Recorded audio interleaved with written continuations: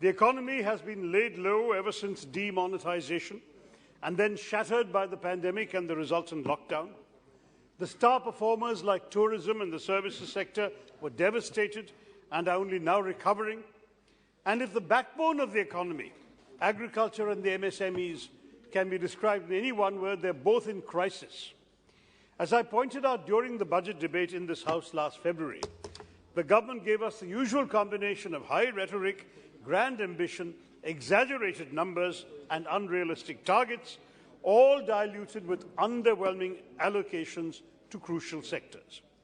The very fact that the Finance Minister has come back with such a large supplementary demand for grants testifies to this once again. The government had budgeted a total expenditure of 39.45 lakh crores in fiscal year 22-23. But as spending, and as I predicted in this House, has defeated the estimates, excess expenditure has inevitably brought her back to the House with this new request, and the gross additional expenditure she seeks is over 4.36 lakh crores, 11.05% of the entire budget estimate, of which net additional spending constitutes over 3.25 lakh crores, including over 1.0 lakh crores for fertilizer subsidy payments. Now, in the budget speech, sir, I had warned that the significant reduction in fertilizer subsidy by about 25% was untenable. That point has been borne out in the past year when the government has had to augment the original budget of 1.5 lakh crores with an additional 1.10 lakh crores, and that amount is also being breached. To remind, the 2022-23 budget estimate was 1,09,242.23 crores.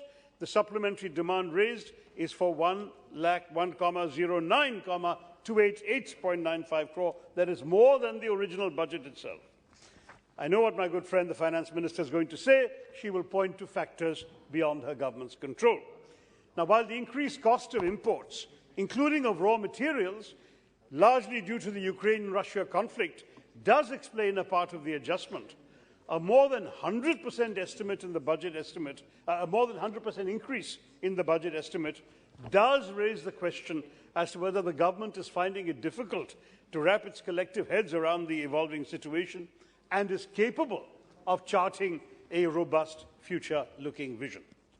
Between 2018-19 and 2020-21, India's fertilizer imports increased almost 8% to 20.33 million tonnes from 18.84 million tonnes.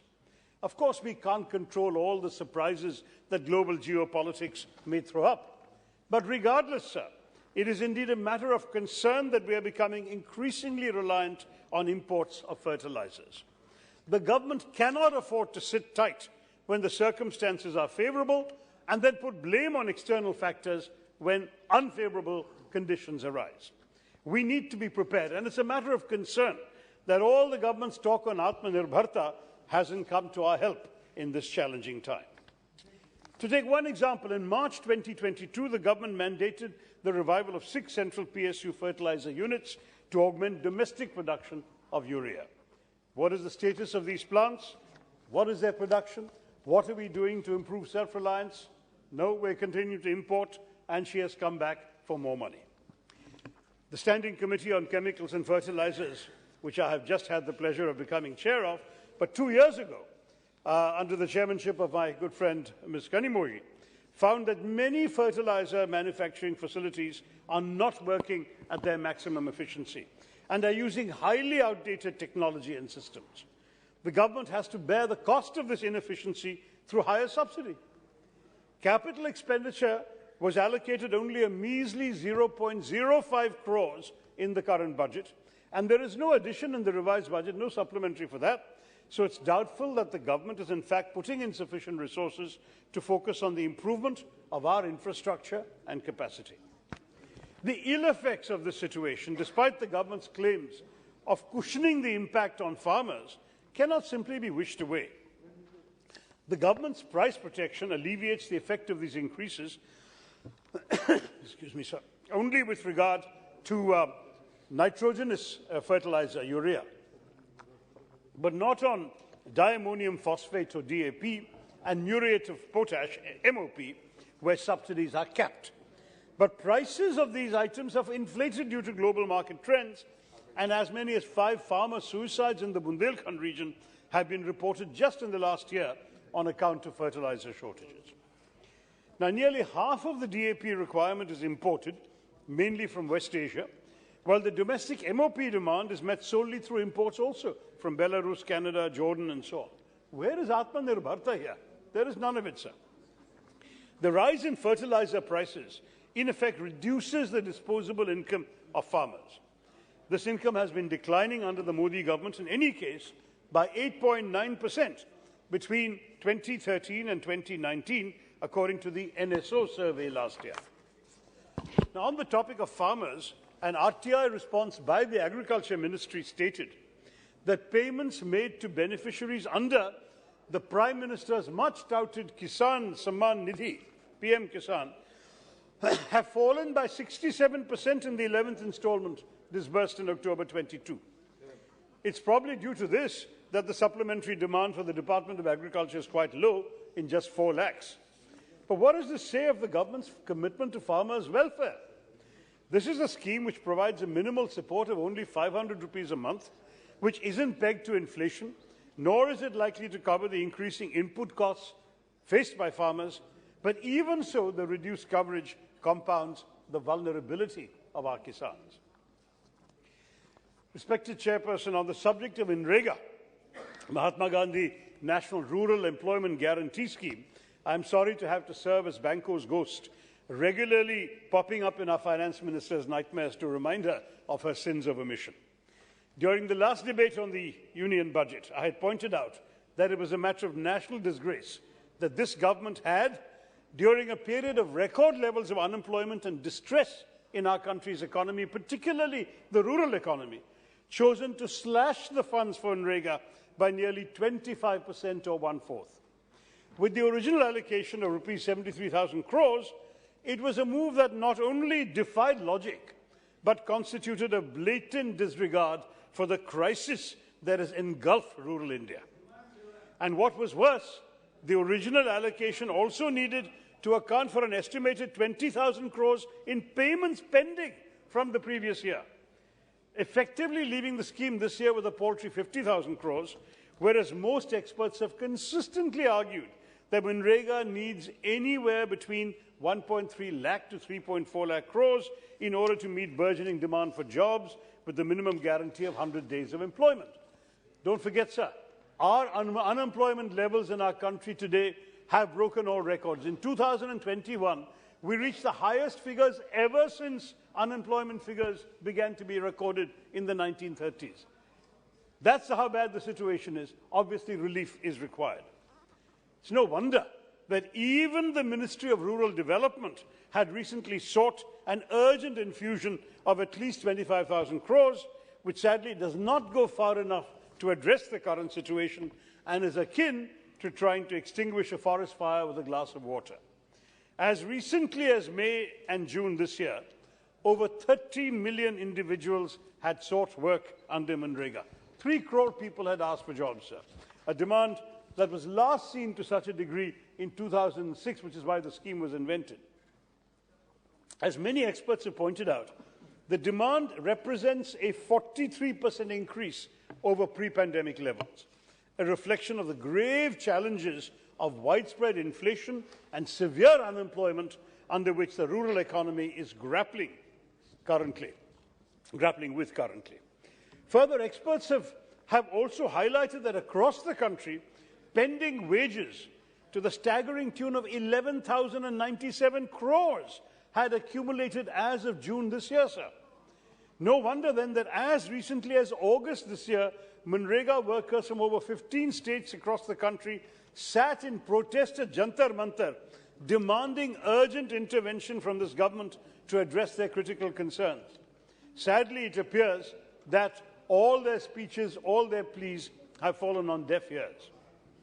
While the government may claim that the additional infusion from NREGA could offer some form of atonement for this catastrophic series of omissions, their budgeting of such a paltry infusion makes it clear that they have learned little from their historic disregard from the scheme. The additional outlay of 22,039 crores does not even match the request sought by their own Ministry of Rural Development and is nowhere close to taking the total allocation to the 1.3 lakh crores that experts have called for and that I had called for in this House in February, for the scheme to be sufficiently able to cater to the existing demand for rural work. Respected Chairperson, it's clear that in their logic-defying allocation to MNREGA, the government has effectively reduced the two key words of employment and guarantee to hollow, meaningless terms. Neither is enough employment being provided, nor is there any guarantee that employment is assured. Absolutely right. The national net balance of MNREGA funds is at a deficit of rupees 15,190 crores. Not to mention that almost 9 crore households have demanded work this year, of which 1.42 crore households that have applied are yet to be issued job cards, let alone be provided employment under the scheme. Further, more than 95% of households employed in MNREGA this year, 95% have not got 100 days of work. And yet, despite the growing mountain of evidence pointing for the urgent need for redressal, you, Madam Finance Minister, have chosen to offer a token additional sum. In fact, the overall allocation to the rural sector has seen a scale down from rupees 2,16,342 crores to 1,94,633 crores, including the Pradhan Mantri Awas Yojana Gramin and the National Social Assistance Programme schemes, indicating the government's negligence of the social sector. And while the PM Awas Yojana Gramin had a mandate to build a Pakka house with basic amenities for all homeless families and for all those living in kacha or dilapidated houses, by March 2022 it could achieve only 55% of its target by December last year, forcing the government to extend its deadline to provide Pakka houses to all families in rural India by 2 years. So the deadline, which was meant to be fulfilled by March 2022, is now March 2024. And we all are supposed to let this pass without giving it any thought. Again, promise, under-budgeting, poor implementation, here is the result. And I might say, sir, I know that there is some additional money in the Pradhan Mantri the Kalyan Yojana. But the fact is that throwing sops because you fail to address the underlying problem is no solution at all. The appalling disregard for vulnerable communities extends to other groups as well, including, for instance, groups like our fishermen, who represent some of the most economically challenged groups in our country and for whom there are no supplementary demands in this budget. Fishermen in my constituency of Thiruvananthapuram have had to contend with the severe challenges like the devastation of Cyclone Oki, the floods of 2018 and 19, and then the pandemic. In addition, they've had to contend with the perennial challenge of coastal erosion that literally washes away their homes, but remains a matter this government has done little about. I've written to the Prime Minister, sir, and pointed out that if China had taken 2 inches of our land, we would all be up in arms saying that they have taken Mother India's territory. Here, the sea has taken away 64 kilometers of territory in my constituency, 64 square kilometers, and no one has bothered to find any money to address these problems. Homes have been toppling into the ocean, sir. Whether it was the budget presented this year or the supplementary demands for grants, it is most unfortunate to note that once again this government has neither looked into offering a special economic package for our coastal communities, as I've repeatedly called for on the floor of this House, nor are there any mitigation efforts by this government, either in terms of fiscal support or kerosene subsidies, which we know have been abolished, or funds for conversion of kerosene engines to diesel in that case, or even lower GST on nets and fishing equipment. None of that. The fishermen just don't matter to this government. I'm sorry to say that though our own Honourable Prime Minister has often reminded us that the strength of India lies in her villages and that there is a need to bridge the gulf between urban and rural India, it is abundantly clear that this government has no regard for rural India, no regard for the children of the sea, and is actively engaged in widening the chasm between these two Indias. Not just in its disregard for MNREGA or our farmers, but through its consistent reduction in the allocation for rural development and social security schemes like the Pradhan Mantri Awas Yojana Rural, the National Rural Livelihood Mission and the Midday Scheme, and in the neglect of our hard-working fisherfolk. A similar narrative, Mr. Chairman, emerges from the government's disregard for the healthcare sector, which has been consistently underfunded and barely features in the supplementary demands for grants presented by the Finance Minister.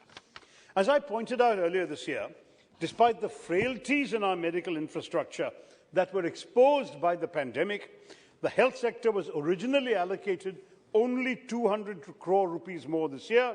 Yet again, I must say that the overall decrease after factoring inflation was a long way off from the goal envisaged in the National Health Policy 2017, which had announced that they would spend 2.5% of GDP on health.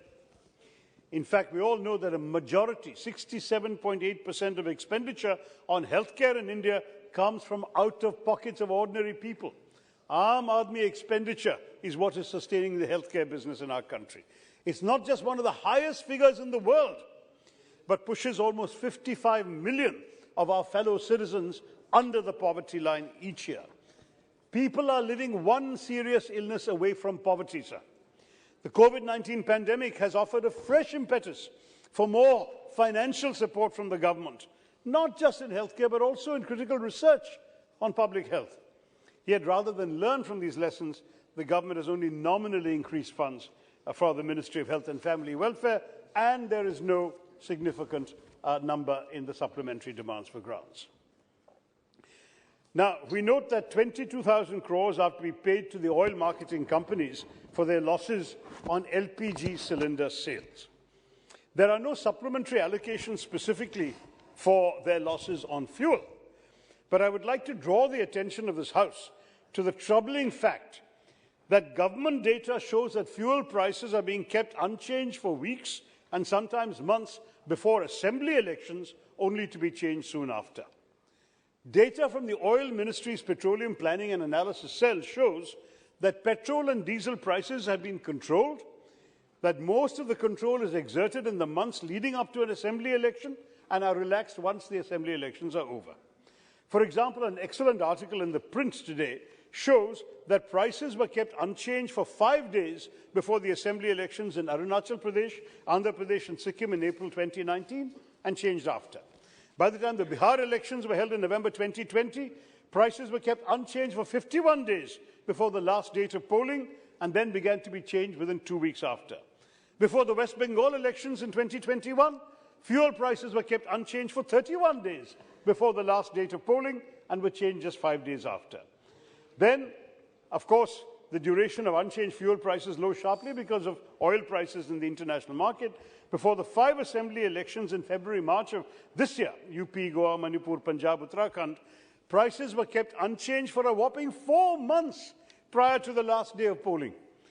Notably, the revision of prices resumed just 2 weeks after the elections got over. And the recently concluded elections in Himachal and then Gujarat showed a similar trend. Fuel prices were kept unchanged for more than 8 months before the last day of voting in Gujarat, and it remains to be seen for how long these prices will remain unchanged now that the elections are over.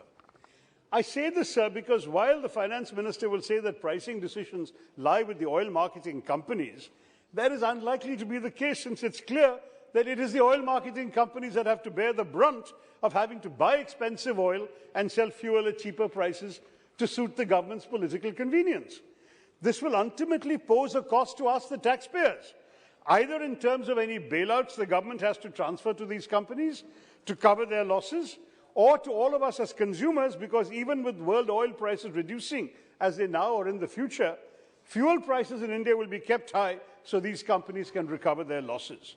Otherwise, yet another supplementary demand for grants will be needed, Mr. Chairman. Now, let me try and pull all this together. During my intervention at the time of the debate on the Union budget in February, I pointed out that we'd have to look at the macroeconomic figures presented by the Finance Minister with healthy skepticism. And in many ways, the supplementary demands for grants we've got confirm this suspicion. For instance, the additional demands confirm that it's unlikely that the government will be able to stick to its claim of a 9.5% fiscal deficit target, which itself, of course, represented a 6% rise from last year's target.